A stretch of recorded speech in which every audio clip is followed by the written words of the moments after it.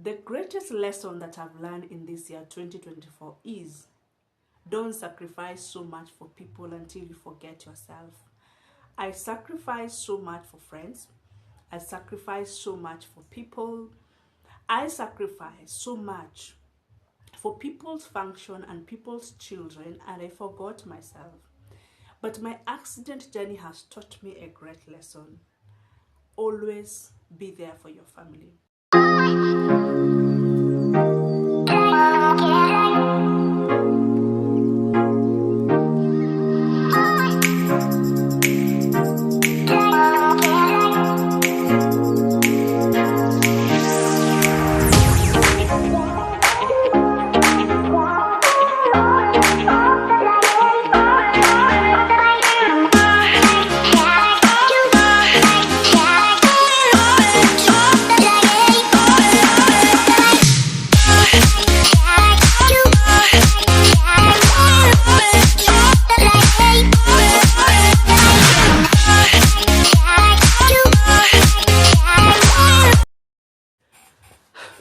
Hi people, good morning, good afternoon, good evening, depending where you're watching me from. It's very cold here in Nairobi.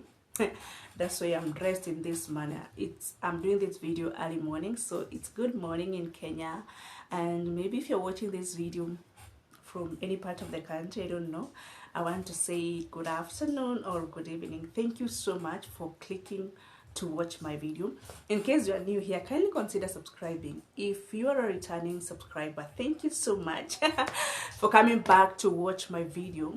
I know I'm not disciplined. I'm always on and off due to busy schedule, but I said I will never fail to post a video. The month will never end, of course. I have to be posting it time after time.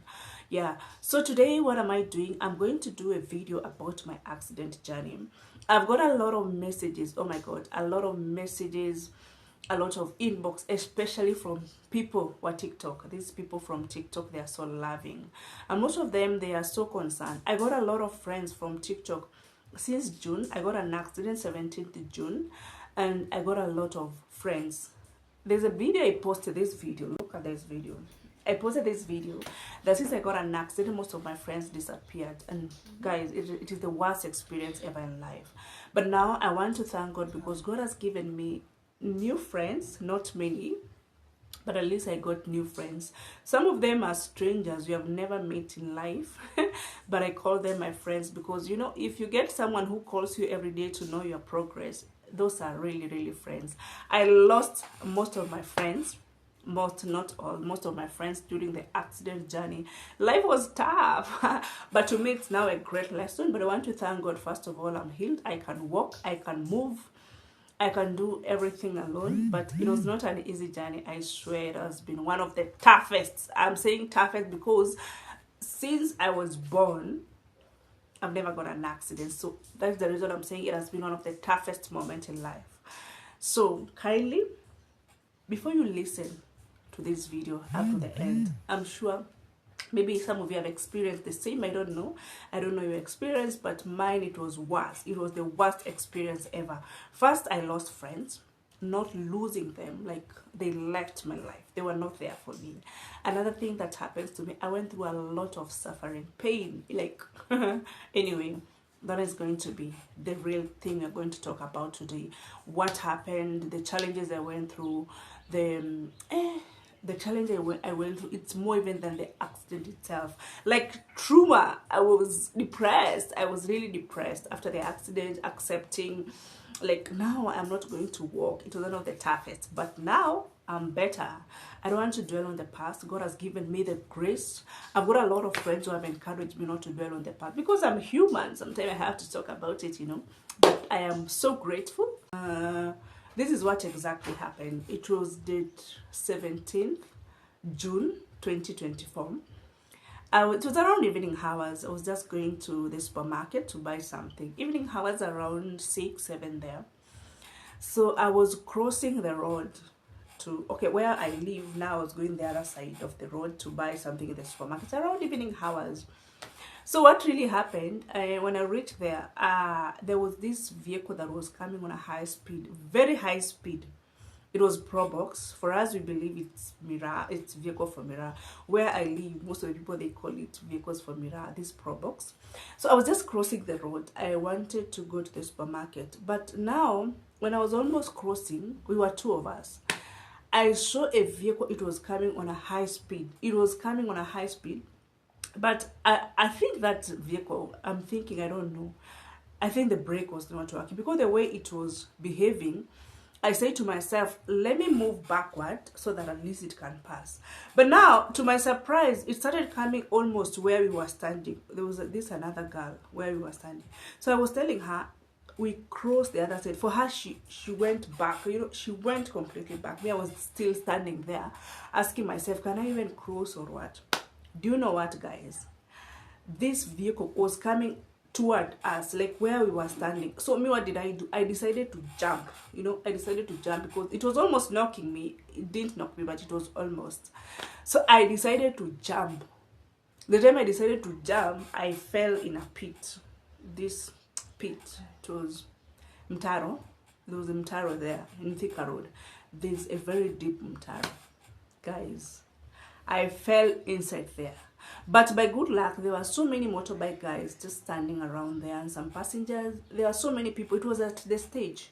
There were so many people who saw me the time I fell inside. So what did they do? They came for me and they removed me outside that pit.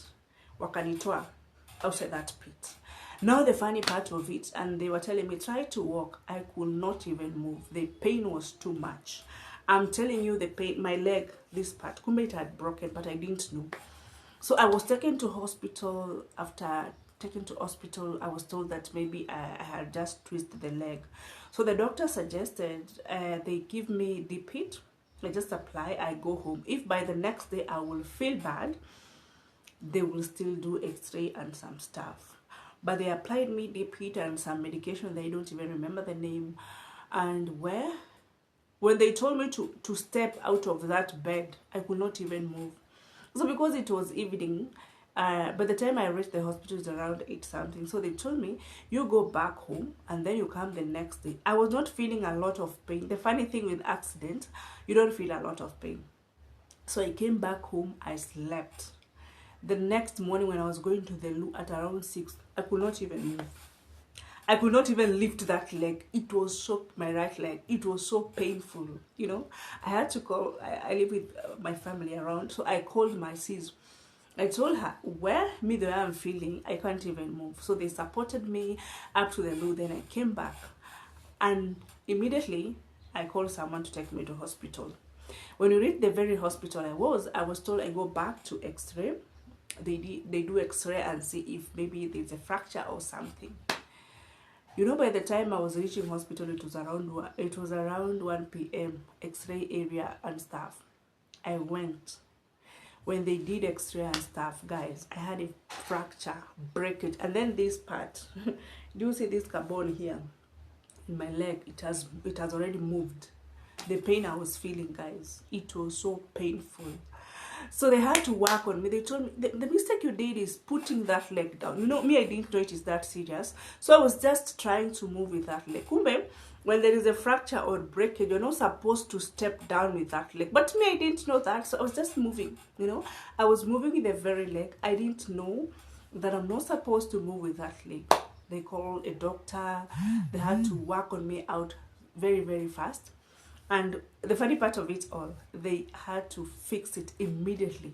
And me, the doctor was even asking me, how did you manage to walk? And your leg, it's, you know, it's broken, like that part. It was not a deep one, but it was, they called it, is it mild? Something of the sort. They called it mild. But it was asking me, how did you manage to move with this leg from home up to here? How did you manage even to walk from there? You know, the place we alighted to the hospital is just a small distance. I used like 10 minutes because I was walking slowly, you know. It was like, how did you manage to move with this leg? That is the time I realized, kumbe, this thing is serious. So I was taken to that room, theater room. The theater room, I don't know even how they call it in medical term. I was taken there. Now this is the process. They had to put to me a plaster. Then I was told that I need also a crutchet to be walking with. Something I've never experienced. Guys, it was hard. It was really hard. And you see, this time, I'm seated there, I'm expecting, if they put a plaster, it's going to be easy. Then I was given some instruction. You're not supposed to wash that thing. You're not supposed to touch water. That was the hardest part of me. 1 month without washing my leg, it was the really hardest part of me. So I really tried my best not to touch, to put that leg inside water. Then I was told to get crutchet. Now this crutchet, look at this feet. This is what I mean, crutchet to walk with, because you know I was only positioned to walk, so I had to get crutchets. And I'm telling you, it was the hardest part of my life. It was the hardest. Like, I felt like, how am I going to cope with this?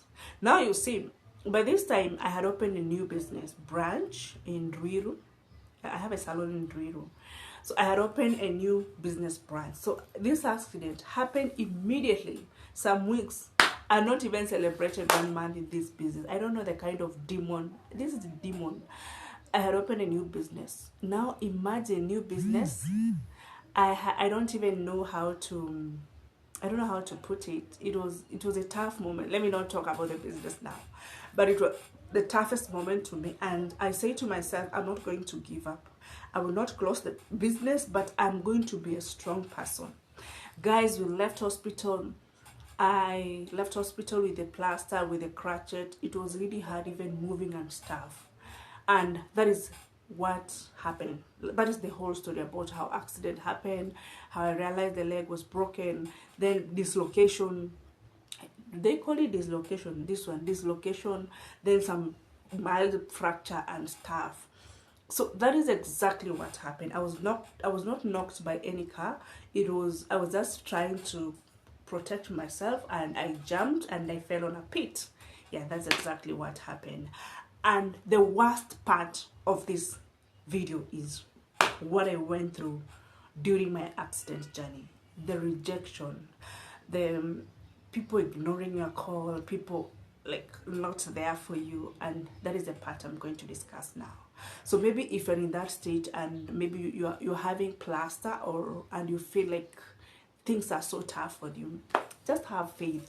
One day you're gonna walk. Like now I'm walking, like now I'm doing everything for myself. But I want to share the story of what really happened. How I was avoided, how people ignored me, how my friends left. Then I will end the video at that particular point. Yeah. You know, the hardest part of life, it's not even accident itself, but trauma and stress that comes after the accident. Personally, on my side, I didn't expect that I'm going to be home for more than a month, based on the fact I'm a business lady and my kind of job is manual. It's, how do you call it, service. I worked with service industry. So imagine you have opened a new business, then a few weeks later you had an accident. Then the people I expected maybe they are going to stand by me, they are not there. I remember sometime I used to tell my sibling or my sister, can you please beep me? Because it could stay the whole day without anybody calling me. And I was asking myself, can I just become an enemy of people because of a temporal condition? I call it temporal condition because doctor told me that at some point I will walk. So I knew I'm going to walk, you know. But it is a great lesson to me. Have you ever reached a point, I'm telling you, I had 310 contacts in my phone. And I remember the time I was in hospital, the bill was too much. And NHIF, they promised to cater for only 35%. And I remember I texted almost all my friends in my WhatsApp. I texted them with a picture, of course, telling them this is what has happened to me. It is an accident. I didn't expect this is going to happen. And now I'm not in position even to raise the hospital bill. And guys, it's one thing to help someone. It's another thing to tell someone I don't have, I'm not in position. But the most painful part is when you're blue ticked. It was the most painful part. I texted people, I texted friends, I texted, like I had 310 contacts, but out of all, only 6 people responded. It's good, some told me they are not in position, but 90%, they blue ticked me. So I stayed in the hospital after I was discharged with plaster and stuff, with a walking stick. I'm telling you, it was the worst experience ever. I ended up becoming an enemy to people. Like, I was an enemy to friends. I was an enemy to some people. But some stood by me, especially my mom. My mom stood by me with my sisters. They were really there for me. And some few friends. So I remember one day, I just woke up because I was depressed. At around 3 a.m., I was really crying. That was after 2 weeks. I was crying early morning and I was asking God, can I just become an enemy of people just because of my condition? And it was really hard, you know. Why am I calling people? And sometimes I was even calling not to ask about financial help. You know, sometimes there's a time I was calling to inquire about something. I called a friend to inquire about something. Imagine she never picked my call. I called 3 times, she never picked my call. But when I texted, I was asking, can you give me contact of so and so? She replied, and I felt okay. Maybe she was refusing to pick my call because she assumed I wanted to ask for financial help. And that time I was even better. I left hospital, I was just at home. And I woke up this morning, I was feeling a lot of depressed. I was so depressed. So I told my sis, take me a photo. I took this picture. See this picture. I just posted it on TikTok and I said, okay, since I got an accident, all my friends disappeared, things like that. Guys, I was depressed. And I was not even posting that video for pity. I was posting that video to show people, if you don't work on you, if you get a problem, trust me, nobody will be there for you.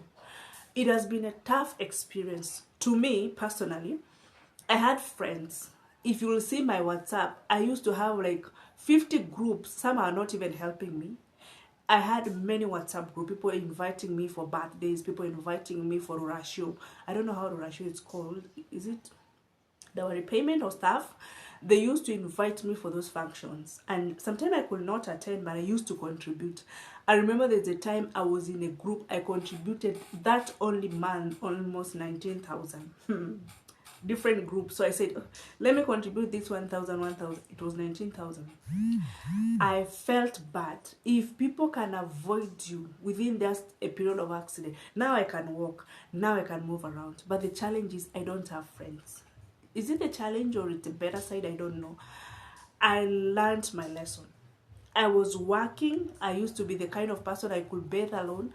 I could go to the kitchen and serve myself. But during that period, I used to just tell the people around me, please take me to the toilet. Please help me get water. Please help me serve me this food. I didn't have anybody to help me. And the greatest lesson that I've learned, I will always spend quality time with my family. I will always spend quality time with myself. I was this kind of person. I didn't even have time for me. I was always focused on people. Like, I was this kind. Have you ever been kind until you feel like, no, this is just too much? That is the greatest lesson I've learned. I'm telling you, it used to take time. The time I had an accident, nobody could call. I can send somebody text, they can even reply after 3 days. And they tell me, we never saw you. And it was just a general thing. This is not even time to beg for help. Just asking someone, did you see my call?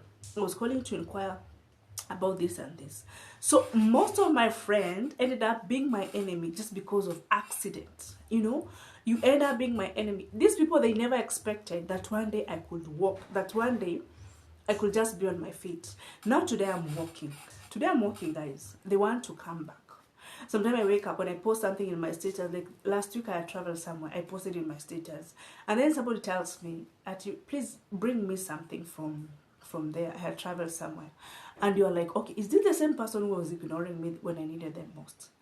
I posted even on my status that day about I needed financial help. And let me tell you guys, they viewed my status even to say sorry, nobody was there. They viewed my status even to say, how are you doing? Nobody was there. And now I can walk. These friends want to come back.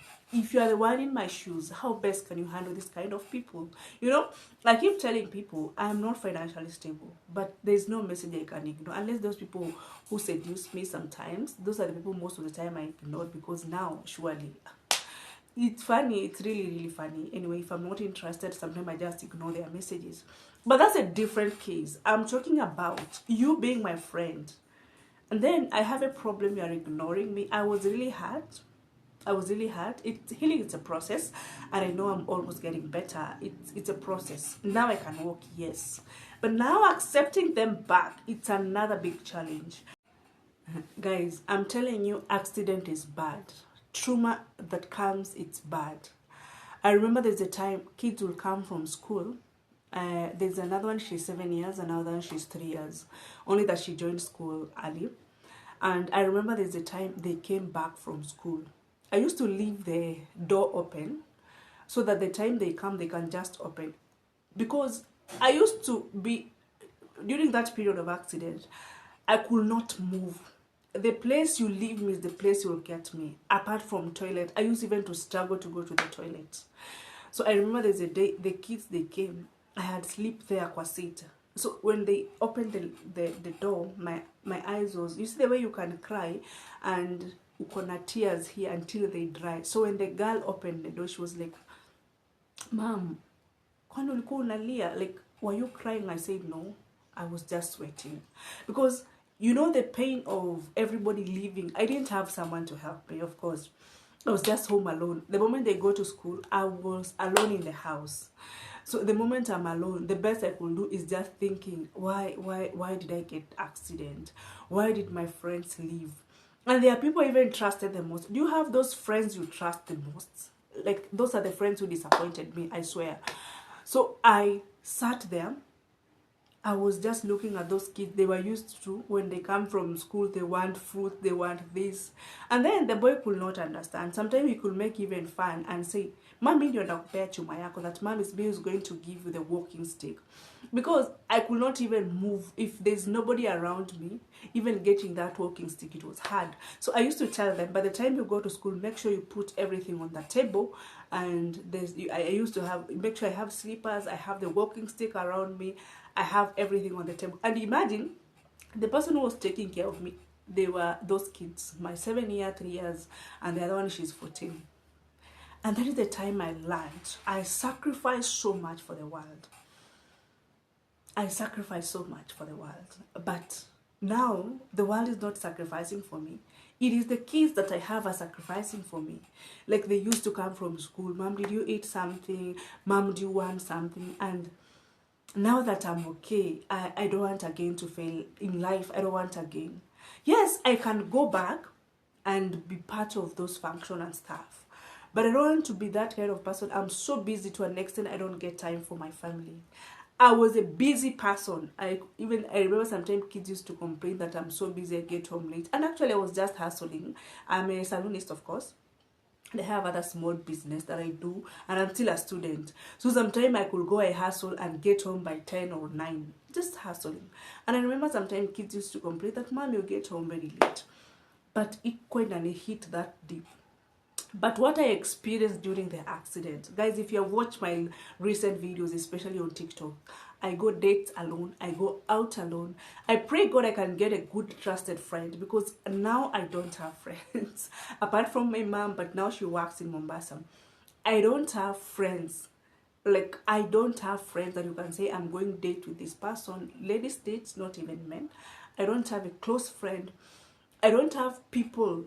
Like, now I'm healed. I can walk, I can move, but I've learned my lesson. Why do you want to come back now that I can walk? Why do you want to come back that now I can do something for myself? Yes, I'm a content creator. I was this kind of, but okay, may God forgive my ignorance. I was this kind of person, if friends could invite me for function, I could just try my best, I go. Sometimes even it's a weekend, the place is busy. But now I say, okay, I have to be there. But the lesson I've learned, I don't think I need my old friends. I just need God to give me good friends, like between almost my age mates, somebody we can go sit somewhere, we talk business, we talk great things, because I'm business oriented. I'm a student, of course, but I love having fun, you know. But now I want friends who are not going to stress me. Why should I be there for people who are not there for me? Why should I be there for people who don't care for me? Why should I fight for those who are not fighting for me? Now I'm posting things in my status and they want to come back at D. There's a time I traveled last week. Last week I posted in my status and they were like, hey, bring me this bag from where you are. And I'm like, so these people can see my status now that I'm okay. But when I was sick, they could not see my status. Stop taking us for granted. Anyway, that has been everything about my accident journey. Now I'm good. Now I can walk. Now I can do everything for myself. But I'm a different person. I've learned a lot. I'm not the D. I'm not the old D. I am D. I go for solo dates. I spend quality time with the family now. And I've learned my lesson. I don't want to be enemies with people, but I've learned my lesson. I want to be the best mom to the babies, and I want to be the best mom to everybody who believe me as their mom. I want to give the best. I've learned my lesson. I know God is going to protect me. I'm not going back to where I was, but I want to work more harder. My mistake have taught me. The challenges I've been through during my accident journey have taught me a great lesson. Now it is time to focus on me. I was not focused on me. Actually, today in the morning I went to the gym. After that, I walked for 1 hour. I want to focus on me. Depression, it's bad. Guys, you can't imagine during that period, nikiwa stress, I added 18 kg due to stress. I was eating because of stress. You know, stress makes you eat. But now, I've accepted everything and I want to work on myself. I don't want to focus on the negativity. That is past. It happened. I'm going to focus on me. I want to look good.